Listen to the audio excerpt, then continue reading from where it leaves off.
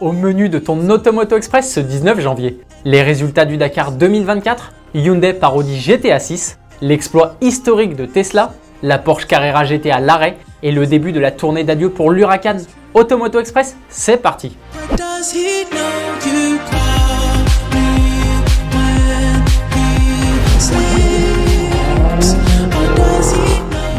La 46e édition du Dakar vient tout juste de se terminer.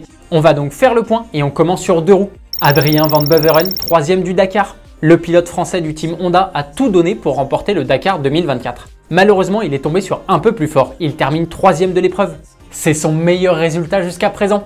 Il ne lui manque plus grand chose pour réaliser son rêve qui est de gagner le Dakar. En plus de cette très belle place au classement général, Adrien Van Beveren a remporté 2 victoires d'étape, dont la très difficile et déjà mythique 48 heures chrono.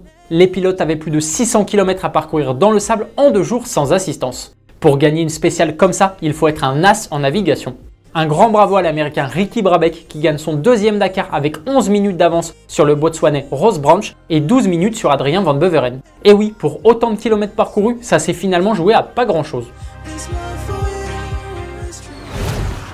Sur 4 roues, c'est Carlos Sainz qui s'impose. El Matador fêtera bientôt son 62e anniversaire, ce qui ne l'empêche pas d'être toujours dans le coup en rallye raid. Avec l'aide de son copilote Luca Cruz, il vient de remporter le Dakar pour la 4e fois. Leur monture, l'Audi RSQ e-tron, le buggy électrique couplé à un prolongateur d'autonomie essence, s'est montré extrêmement fiable. Cela n'avait pas été le cas lors des précédentes éditions.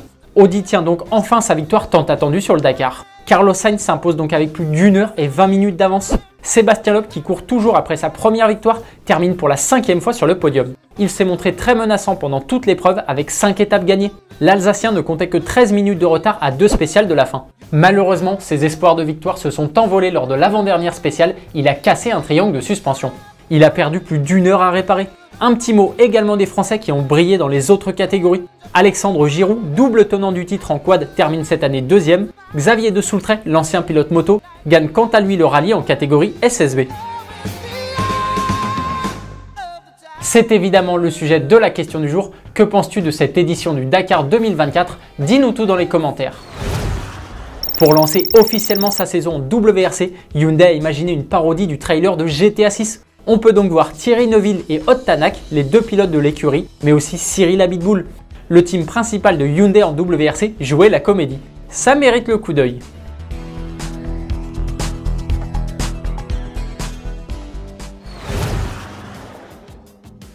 Un exploit historique pour Tesla. Le Model Y a remporté beaucoup de succès sur le vieux continent l'an dernier, avec près de 255 000 unités écoulées. Cela fait de lui la voiture la plus vendue, toute motorisation confondue en Europe en 2023. Il succède à la Peugeot 208 lauréate l'an dernier. C'est une grande première pour une voiture zéro émission. Jamais un véhicule électrique n'avait réussi à terminer tout en haut de ce classement. C'est aussi la première fois qu'un véhicule aussi grand s'impose. Il mesure 4,75 m de long. La couronne de la voiture la plus vendue en Europe revenait à chaque fois aux citadines et compactes. Cette position de numéro 1, Tesla compte bien la garder en 2024. Le Model Y a subi une importante baisse des prix ce début de semaine.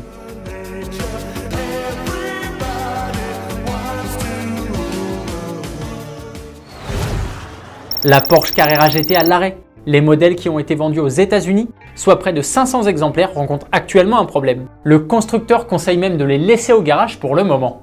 Il y a quasiment un an, lors de la révision d'une Carrera GT, Porsche découvre que des joints sont cassés au niveau de la suspension. Une avarie qui peut provoquer des accidents. Porsche USA lance alors une grande campagne de rappel. Mais le problème n'est toujours pas réglé. Le constructeur n'a pas réussi à trouver la solution pour éviter que ces joints cassent. Les propriétaires de Carrera GT vendus aux États-Unis ne peuvent donc pas profiter de leur voiture en toute sécurité. Surtout qu'en cas d'accident, ils pourraient ne pas être assurés.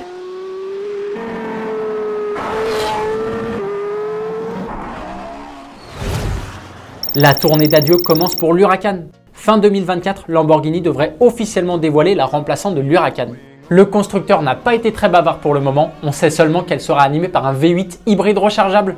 Le V10 qui fait chanter la belle italienne depuis 2014 et sa présentation au Salon de Genève vit donc ses dernières heures. Pour rendre hommage à la supercar produite à plus de 20 000 exemplaires, Lamborghini a organisé un petit road trip. On peut observer des Huracan Sterato, Tecnica, Evo Spider et STO sur les belles routes italiennes.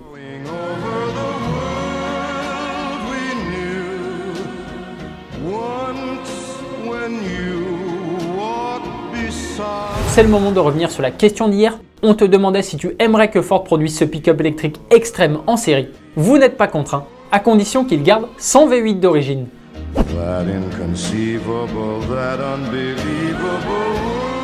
Automoto Express, c'est malheureusement déjà fini pour cette semaine. On se donne rendez-vous dimanche à 10h05 sur TF1 pour Automoto et lundi pour Automoto Express. Bon week-end, allez ciao!